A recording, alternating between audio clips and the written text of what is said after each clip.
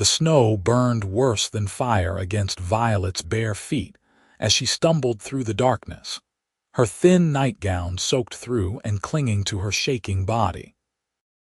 Behind her, she could hear Marcus shouting, his drunken rage cutting through the December wind that whipped across the New Mexico desert highlands. And she ran faster, even though each step left bloody prints in the fresh powder that had surprised everyone in Steins, past that evening in 1882.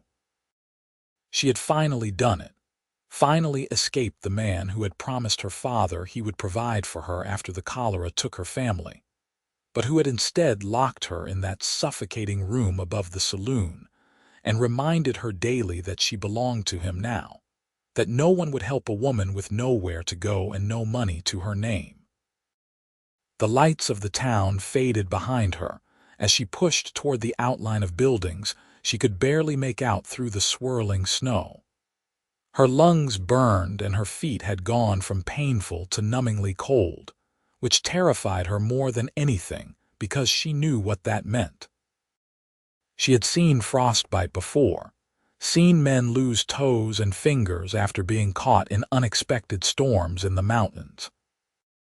But she could not stop, would not stop, because going back meant disappearing entirely into the nightmare her life had become over the past 8 months, since Marcus had brought her here from Santa Fe with promises of respectability and a future. She crashed into something solid and warm, and strong hands caught her before she could fall. Violet looked up into the face of a man she had never seen before, his features shadowed by the brim of his hat but his eyes catching what little moonlight broke through the clouds. He was tall and broad-shouldered, wearing a heavy coat that she instinctively pressed against, seeking any warmth she could find. "Please," she gasped, her teeth chattering so hard she could barely form words. "Please do not send me back. I will do anything, work for you, clean, cook, anything at all, just please do not make me go back to him." The man's grip tightened on her arms, steadying her. "Who is chasing you?" "Marcus Crenshaw. He owns the saloon in Steins Pass. He says I belong to him, that I owe him for taking me in after my family died. But I cannot. I will not." Her voice broke as she heard Marcus's voice calling her name in the distance, closer than she had hoped. The cowboy did not hesitate. He swept her up into his arms as though she weighed nothing at all and carried her quickly toward the barn she had been trying to reach. Inside, the warmth hit her like a wall, and she realized there was a stove burning in the corner, heating the space where several horses stood in their stalls. He set her down gently on a pile of hay and immediately began pulling off his coat. "This is going to hurt," he warned, wrapping the heavy fabric around her shoulders. "Your feet are in bad shape. I need to look at them." Violet nodded, unable to speak through her shivering. She watched as he moved with quick efficiency, lighting a lantern and bringing it closer. In the golden light, she could see him properly now. He had dark hair that needed cutting, strong features that looked like they had been carved from stone, and a scar that ran along his jawline. He looked to be in his late 20s, maybe 30 at most, and there was something in his eyes that made her think he understood what it meant to run from something terrible. He knelt in front of her and carefully lifted one of her feet, examining it in the lamplight. His expression darkened. "These need proper treatment. Can you tell me your name?" "Violet. Violet Northwood." "I am Thomas Nash. This is my ranch, or what is left of it. I have been trying to build it back up after some trouble last year." He reached for a bucket and began packing it with clean snow from just outside the barn door. "I need to bring your feet back slowly. If we warm them too fast, you could lose them entirely. It is going to be painful." She nodded, bracing herself. Marcus's voice came again, closer now, and Thomas looked toward the barn door with an expression that made something fierce flash in his eyes. "Stay quiet," he said softly. "I will handle this." He stood and walked to the barn entrance, stepping outside and pulling the door mostly closed behind him. Violet wrapped his coat tighter around herself and tried to stop shaking, but she could not tell any more if it was from cold or fear. Through the crack in the door she heard Marcus's voice, slurred and angry. "You seen a girl, blonde hair, wearing a white nightgown. She is mine and she ran off. I have a right to get back what belongs to me." Thomas's voice was calm, almost conversational, but there was steel underneath it. "I have not seen anyone. You should get back to town before this storm gets worse. I know she came this way. I followed her tracks. The wind is covering everything. You are seeing things that are not there. Go home and sleep it off." There was a long pause and Violet held her breath. Then Marcus spoke again and his voice had turned ugly. "I know who you are. Thomas Nash, the man who lost everything because he could not keep control of his own spread. You think you can tell me what to do? That girl is my property, bought and paid for, and I will have the sheriff on you if you are hiding her." "The sheriff will be interested to hear that you think you can own a person," Thomas replied, and his voice had gone even quieter, which somehow made it more dangerous. "That ended a while back, in case you missed the news. Now get off my land before I make you leave." Violet heard Marcus spit into the snow. "This is not over. She has nowhere to go and no one to turn to. She will come crawling back when she gets hungry enough, and when she does, I will make sure she regrets this. If she does show up here, she will be under my protection. Spread that word around town. Anyone who bothers her answers to me." Marcus laughed, but it sounded forced. "Your protection? You can barely protect yourself. Everyone knows you are one bad season away from losing this place entirely." Thomas did not respond to that, and after a moment, Violet heard the sound of footsteps crunching away through the snow. She waited, hardly breathing, until Thomas came back inside and shut the door firmly behind him, dropping a heavy bar across it to secure it. He returned to where she sat and knelt again, beginning the slow process of treating her feet. He was right about the pain. As the snow began to bring her feet back from the dangerous numbness, the feeling returned in waves of agony that made her bite down on her lip to keep from crying out. Thomas worked with gentle hands, patient and methodical, explaining what he was doing as he went. "The snow brings the temperature down slowly, which is what we want. Once I am sure we have stopped any frostbite from setting in deep, I will wash them with warm water and bandage them. You are going to need to stay off them for several days at least." "I cannot impose on you like that," Violet managed through gritted teeth. "You have already done more than anyone else would. Once the storm passes, I can figure something out." Thomas looked up at her, and in the lamplight his eyes were a deep brown that reminded her of rich earth. "Where would you go? Do you have family somewhere?" She shook her head. "Everyone is gone. Cholera took them last spring. My father, my mother, my younger brother. I was the only one who survived. Marcus was a business associate of my father's, and he offered to help me. My father trusted him, signed papers before he died giving Marcus guardianship of me until I turned 21 or married.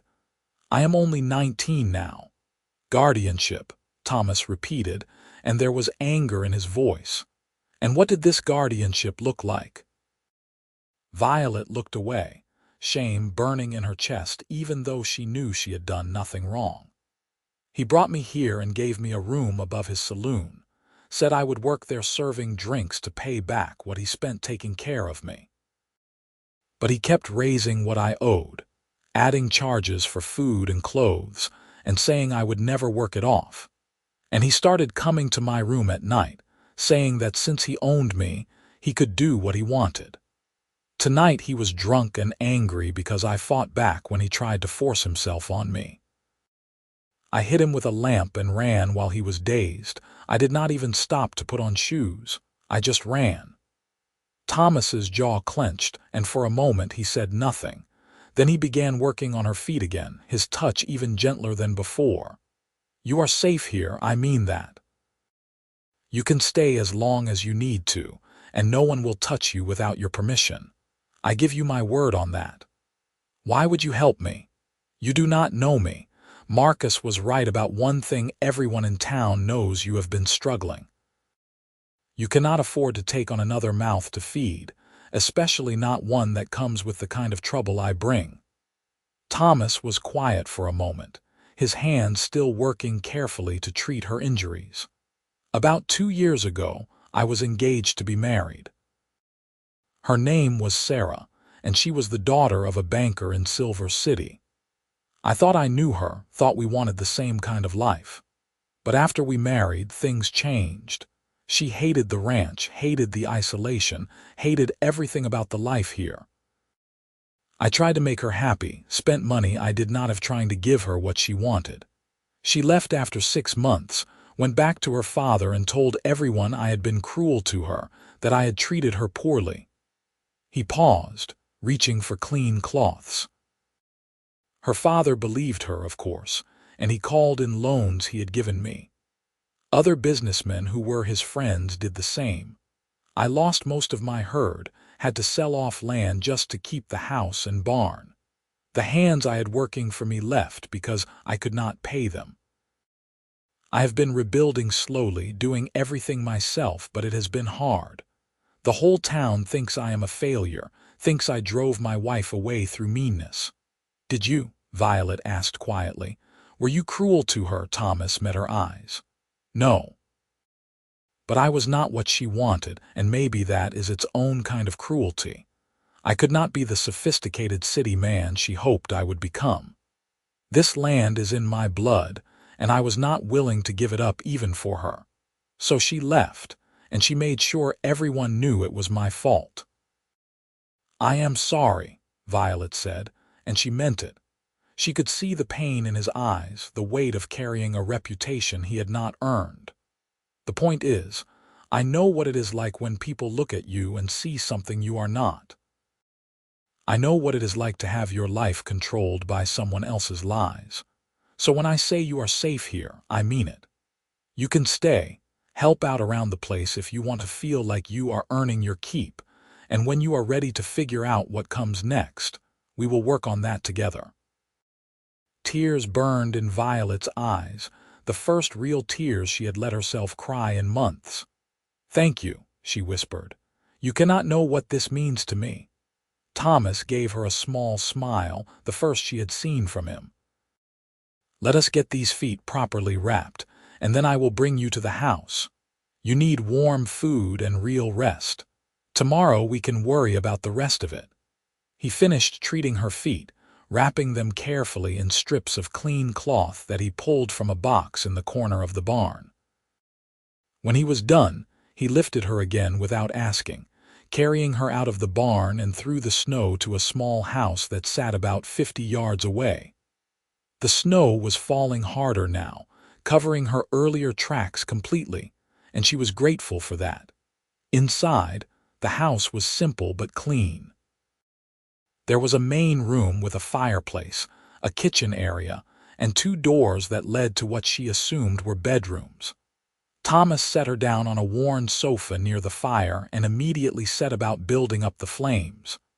"There is a bedroom there," he said, pointing to one of the doors.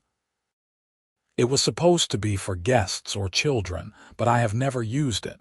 It is yours for as long as you need it. I will make you something to eat, and then you should sleep. Your body has been through a shock tonight." Violet watched him move around the kitchen, his movements efficient despite the late hour and the unexpected nature of her arrival. He heated soup that he must have made earlier in the week and brought it to her with bread and water. The food was simple but good, and she ate slowly, feeling warmth spread through her body for the first time in hours. "Why were you in the barn so late?" she asked between bites. "One of the horses has been showing signs of colic. I was checking on her, making sure she was all right." "Good timing, I suppose." "I think it was more than timing," Violet said softly. I think it was Providence. Thomas did not respond to that, but something in his expression softened. When she finished eating, he helped her to the bedroom, which was small but comfortable, with a real bed and quilts that looked handmade. He left her there with a lamp and instructions to call if she needed anything. Violet lay in the darkness after she blew out the lamp, her feet throbbing but bearable, her body finally warm. She had escaped. She was safe. And for the first time since her family died, she felt like maybe, just maybe, there was hope for something better ahead.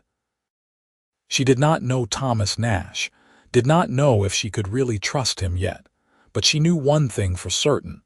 He had saved her life tonight. And that was enough to let her close her eyes and sleep without fear for the first time in 8 long months. Morning came with pale sunlight breaking through the window, and Violet woke to the smell of coffee and bacon. Her feet still hurt, but when she carefully examined them in the daylight, she could see that Thomas had done a good job treating them. The skin was raw and damaged, but there was no blackening that would indicate serious frostbite. She would heal, given time. She found a dress laid out on the chair near her bed, simple and practical, made of sturdy blue fabric. It was far too large for her, and she wondered if it had belonged to Thomas's wife. The thought made her uncomfortable, but her nightgown was ruined and she had nothing else to wear. She dressed carefully, rolling up the sleeves and using a piece of rope she found to cinch the waist so the dress would not fall off her. Walking was painful, but she managed to hobble to the main room. Thomas was at the stove, his back to her, and he turned when he heard her approach. "You should be in bed," he said immediately. "Your feet need rest." "I cannot stay in bed all day. I will go mad." She made her way to the table and sat down carefully. "Where did the dress come from?" "I had a woman in town make it for you yesterday evening." I rode in after the storm calmed and explained that I had a guest who needed proper clothing. Mrs. Chen at the general store was happy to help. She said to tell you that if you need alterations, you should come by when you are healed. Violet stared at him. "You rode out in the storm to get me a dress. You could not very well wear a nightgown the whole time you are here. People would talk." He poured coffee and brought it to her along with a plate of food. "How do your feet feel?" "They hurt, but I can tell they are healing." "You did good work last night. Where did you learn to treat frostbite?" "I spent 3 winters working on a ranch up in Colorado before I came here to start my own place. You learn quickly when the alternative is losing parts of yourself to the cold." He sat across from her with his own coffee. "I need to talk to you about something." Violet's stomach tightened. "What is it?" "Marcus came by about an hour before dawn. I heard him outside walking around the property. He did not approach the house, but he was looking for signs of you. When the sun came up fully, he finally left, but I do not think he believes you are not here. We need to be careful." "I should leave," Violet said immediately. "I cannot put you in danger like this." "If he causes trouble for you because of me, you are not going anywhere," Thomas interrupted firmly. "Not until you are healed and we have a plan. Marcus Crenshaw is a bully and a coward, and he only has power because people are afraid to stand up to him. I am not afraid of him. You should be. He has friends, people who owe him favors. He can make your life very difficult. My life is already difficult. One more problem is not going to break me." Thomas leaned back in his chair, studying her. "Tell me about your family. What were they like before the cholera?" Violet was surprised by the question, but she found herself answering. "My father was a merchant in Santa Fe. He traded in goods from Mexico and sold them throughout the territory. My mother was a teacher before she married him. She taught me to read and write, made sure I had an education even though a lot of people thought it was not necessary for a girl. My brother, Henry, he was only 12 when he died. He wanted to be a doctor someday. He was always reading medical books, fascinated by how the body worked. It sounds like they were good people. They were the best people. When the cholera came through, my father spent all his money trying to get medicine, trying to save us. But there was not enough medicine to go around, and the doctors did not know how to stop it. I watched them all die within a week of each other. My mother went first, then Henry, and finally my father. I got sick too, but somehow I survived. I wished for months after that I had not. Thomas reached across the table and laid his hand over hers, the touch warm and grounding. I am glad you survived. I know it does not feel that way sometimes, but the world is better with you in it. Violet felt tears prick her eyes again. You do not know me well enough to say that, maybe not. But I know you were brave enough to run through snow barefoot to escape a man who wanted to control you. I know you fought back when he tried to hurt you. That tells me plenty about who you are. He squeezed her hand gently and then let go, standing up. I have work to do outside. The animals need tending, and I need to check the fence line to make sure the storm did not damage anything. Will you be all right here on your own? Yes, and Thomas, thank you for everything. He nodded and pulled on his coat, settling his hat on his head. There is a rifle above the fireplace if you need it. I do not think Marcus will be bold enough to come to the house in daylight, but it is there just in case. Do you know how to shoot? My father taught me. He said every person should know how to protect themselves. Smart man. Thomas headed for the door, then paused and looked back at her. You are not a burden, Violet. I want you to know that. Having you here, it is nice. The house has been too quiet for too long. He left before she could respond, and Violet sat at the table for a long time, her coffee growing cold in her hands. She had not expected kindness, had not expected anyone to see her as anything more than a problem to be solved or a thing to be owned. But Thomas Nash looked at her like she was a person, like her thoughts and feelings mattered. It was strange and wonderful and terrifying all at once. She spent the day doing what she could to help despite her injured feet. She washed the dishes, tidied the main room, and even managed to start a stew for dinner, using the supplies she found in the kitchen. It felt good to be useful, to feel like she was contributing something rather than just taking. Thomas returned as the sun was setting, his cheeks reddened from the cold. He stomped snow off his boots at the door and hung up his coat, then stopped when he saw the table set for dinner and smelled the stew. You have been working, he said, and there was something in his voice she could not quite identify. I wanted to help. I know I am supposed to stay off my feet, but I was careful, and I needed to do something. She ladled stew into bowls and brought them to the table. I hope it is all right. I am not the best cook, but my mother taught me the basics. They ate together, and the conversation came easier now. Thomas told her about the horses he was training, about his plans for the ranch once he had enough money saved to buy more cattle. Violet told him about Santa Fe, about the life she had lived before everything fell apart. It felt normal, almost domestic, and she found herself relaxing in a way she had not been able to relax in months. Over the next few days, they fell into a routine. Thomas worked outside during the day and Violet rested and healed, gradually taking on more tasks around the house. Her feet improved quickly, the raw skin toughening and the pain fading. She found herself watching for Thomas to come back each evening, found herself looking forward to their dinners together and the conversations that stretched long into the night. He told her about his childhood in Texas, about learning to work cattle from his father who had died when Thomas was 17. She told him about her dreams of traveling, of seeing places beyond the small world she had grown up in. They talked about books they had read, about the changing world around them, about everything and nothing. On the 5th day, Thomas came back from town with news. I spoke with the sheriff today, told him about your situation with Marcus.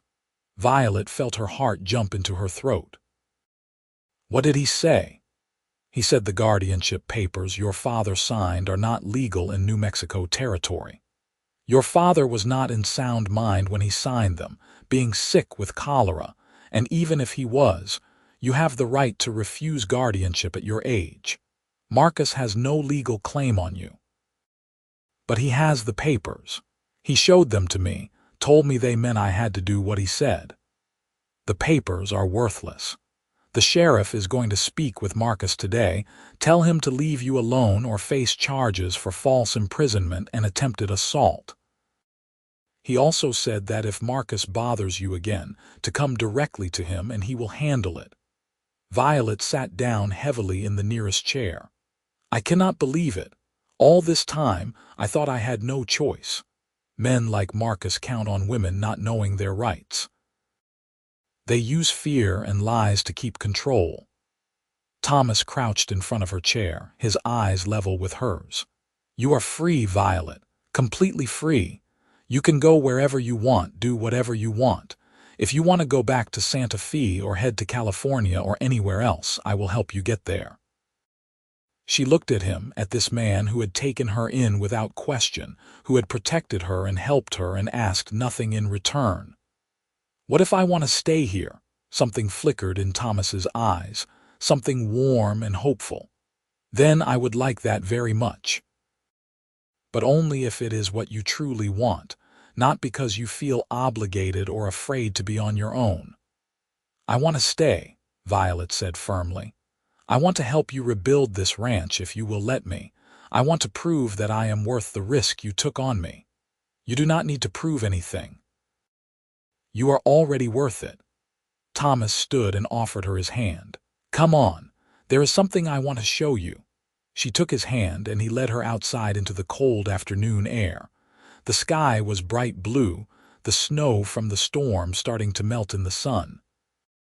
He walked her to the barn and gestured toward the stalls. I have 6 horses right now. 4 are trained for riding and work. 2 are young and still learning. I have been doing some breeding, selling the foals to make money. It is slow going, but it is steady. I also have a contract with the Army fort about 40 miles north. They buy horses from me when I have them trained properly. It is not much, but it is enough to keep going. It is a good start, Violet said, running her hand along the neck of a beautiful chestnut mare. These are fine animals. They are all I have left of the dream I started with, but they are enough to build on. He leaned against the stall door, watching her with the horse. If you stay, I want you to know what you are getting into. This is hard work and the money is tight. Some days we might not have much. The town still talks about me, still thinks I am the man who drove his wife away. Having you here will start even more talk. Let them talk. I know the truth about you, and that is what matters. She turned to face him fully. I am not afraid of hard work, Thomas. And I am not afraid of what people say. I spent 8 months being treated like property, like something less than human. Here, with you, I feel like a person again. That is worth more than money or reputation. Thomas crossed the distance between them in 2 strides and pulled her into his arms, holding her tight. Violet froze for a moment, old fear rising in her chest, but this was different. His embrace was warm and safe, nothing demanding or controlling about it. She relaxed into him, wrapping her arms around his waist and resting her head against his chest. I am so glad you ran through that snow, he murmured into her hair. I am so glad I found you. So am I, she whispered back. They stood like that for a long moment, just holding each other in the quiet of the barn. When they finally pulled apart, Thomas kept his hands on her shoulders, looking down at her with an expression she was starting to recognize. I want to court you properly, he said. I know the circumstances are unusual, and I know we have not known each other long, but I feel something when I am with you, something I did not feel even with Sarah. I want to see where this goes if you are willing. Violet felt her heart swell. I am willing, more than willing. He smiled, really smiled, and it transformed his whole face. Good. Then let us start with dinner in town tomorrow. There is a decent restaurant, and I want to show you that I can be a gentleman when I try. You are already a gentleman, Violet said, reaching up to touch his face. The best one I have ever met. The next few weeks passed in a blur of happiness that Violet had thought she would never feel again.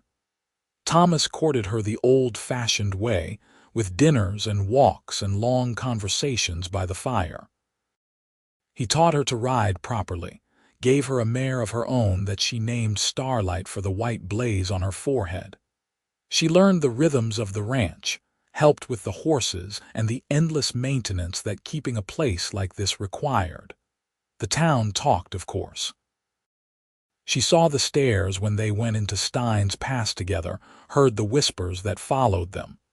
But Thomas never wavered, never acted like he was ashamed to be seen with her. And slowly, some of the townspeople started to warm to her. Mrs. Chen at the general store became a friend, telling her stories about the town and introducing her to other women. The blacksmith, an older man named Joe, started tipping his hat to her when they passed on the street. Marcus stayed away, but Violet knew he was still in town, still running his saloon. She saw him once from a distance, and the look he gave her was full of hatred.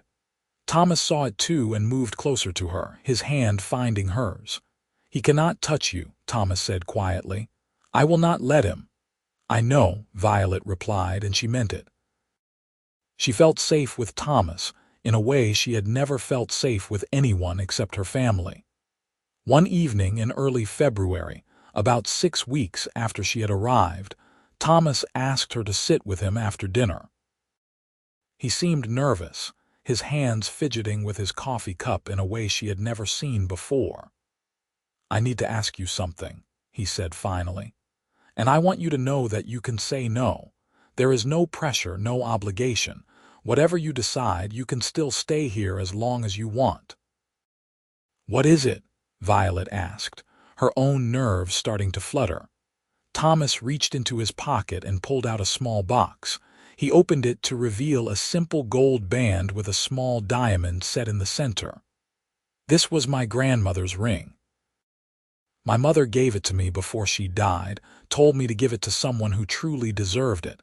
I gave it to Sarah, but when she left, she threw it at me and told me to sell it because she wanted a better one from her father." He took a breath. "I want to give it to you. I want to marry you, Violet. Not because I feel sorry for you or because you need protection, but because I love you. I have loved you since that first night when you looked at me with such hope and fear in your eyes and trusted me to help you." Violet's eyes filled with tears, but they were happy tears this time. "I love you too. I think I have loved you since you wrapped my feet and told me I was safe. Yes, Thomas. Yes, I will marry you." He slipped the ring onto her finger and it fit perfectly. Then he kissed her, soft and sweet and full of promise. Violet kissed him back, her hands in his hair, her heart so full she thought it might burst. They were married 2 weeks later by the circuit preacher who came through Stein's Pass. Mrs. Chen stood up as Violet's witness, and Joe the blacksmith stood up for Thomas. It was a small ceremony in the church at the edge of town, but it was perfect. Violet wore a dress that Mrs. Chen helped her make, cream-colored with lace at the collar. Thomas wore his best suit, and when he saw her walking down the aisle, the look on his face made her feel like the most beautiful woman in the world. They spent their wedding night at the ranch, in Thomas's room, which was now their room. He was gentle and patient, taking his time to make sure she felt safe and loved. It was nothing like the fear she had felt with Marcus. This was beautiful and right, 2 people coming together because they chose each other. The months that followed were the happiest of Violet's life. She and Thomas worked side by side to build up the ranch. They bought more horses with careful savings, expanded the breeding program. Violet had a good eye for horseflesh, and she helped Thomas select which animals to keep and which to sell. She also started a small garden, growing vegetables that they ate fresh in summer and preserved for winter. The town fully accepted her now that she was Thomas's wife. She made friends with several of the other ranch wives, and they visited back and forth. Thomas's reputation improved too. People saw how hard he worked, saw that he and Violet were building something good together. The talk about him being cruel to Sarah faded, especially when word came from Silver City that Sarah had remarried to a banker and was happily living in town. It became clear to everyone that Thomas and Sarah had simply been wrong for each other, nothing more sinister than that. In the fall of 1883, Violet realized she was pregnant. She told Thomas one evening after dinner, nervous about how he would react. They had not talked much about children, both of them so focused on keeping the ranch going, but Thomas's face lit up like the sun. "A baby. We are going to have a baby. Yes, I think around April if my calculations are right." He lifted her off her feet and spun her around, laughing with pure joy. "This is the best news I have ever gotten. We are going to be a family, a real family." "We are already a real family," Violet said, but she was laughing too. "But yes, we are going to be a bigger one." The pregnancy was easy, and Violet stayed active on the ranch almost until the end. Thomas worried constantly, trying to make her rest more, but she insisted she felt fine. In late April 1884, on a warm spring day, she went into labor. Mrs. Chen came to help, and after 12 hours of hard work, Violet delivered a healthy baby boy. They named him Henry, after Violet's brother, and he had Thomas's dark hair and Violet's blue eyes. Thomas held his son with shaking hands, tears streaming down his face, and Violet felt her heart swell with love for both of them. "He is perfect," Thomas whispered. "You are both perfect." Henry grew fast and strong, a happy baby who rarely cried. The ranch continued to prosper, and by the time Henry was 2, they had expanded enough to hire a hand to help with the work. His name was Sam, a quiet young man from Texas who was good with horses and respectful of both Thomas and Violet.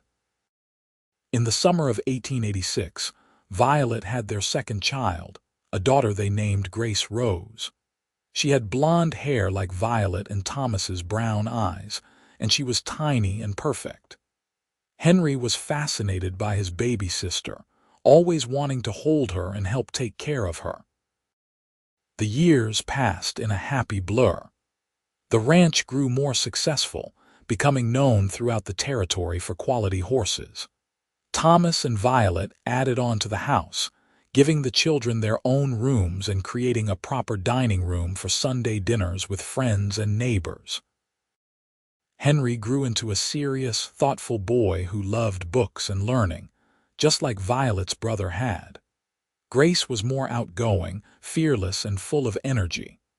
She could ride almost before she could walk, and she loved following Thomas around the ranch, copying everything he did. In 1891, when Violet was 28 and Thomas was 33, they had one more child, another son they named James. He was the baby of the family, sweet-natured and easy-going, and his older siblings doted on him.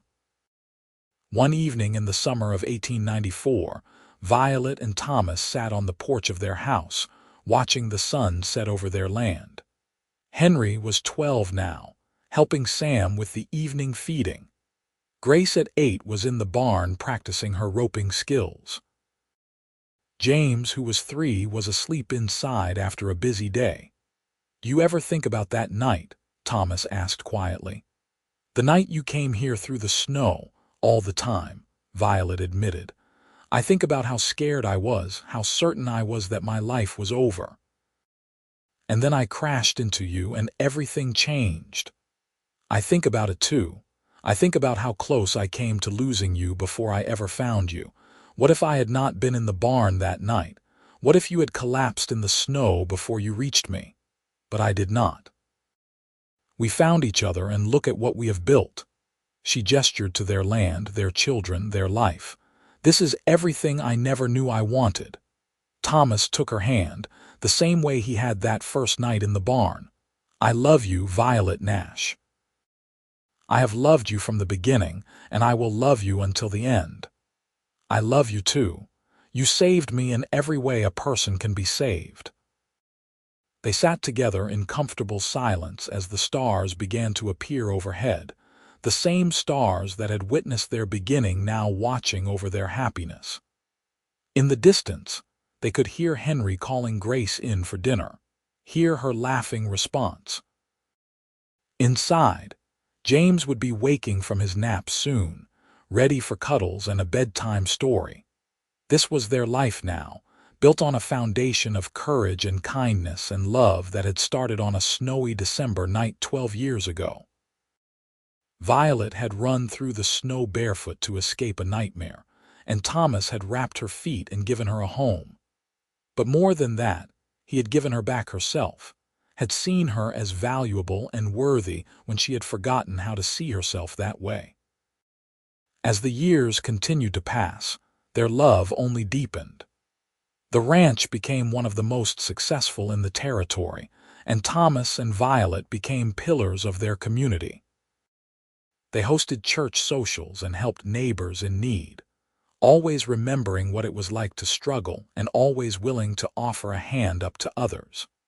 Henry grew into a fine young man who went off to university in 1897 to study law, determined to help people who could not help themselves.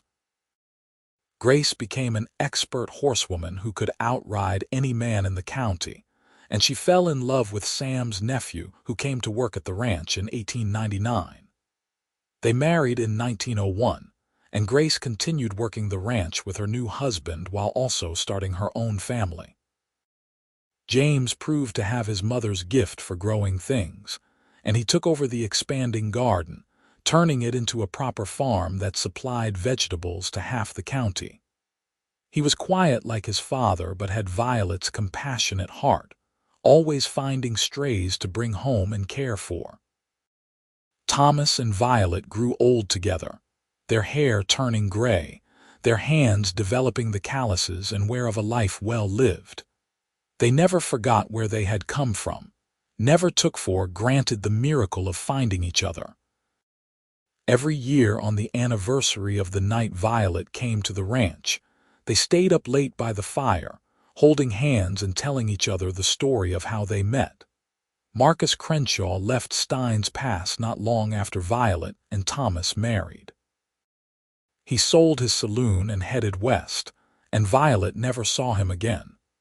She heard years later that he had died in a knife fight in California, and while she did not wish ill on anyone, she could not mourn him. He had tried to break her, tried to own her, but she had survived and built something beautiful instead.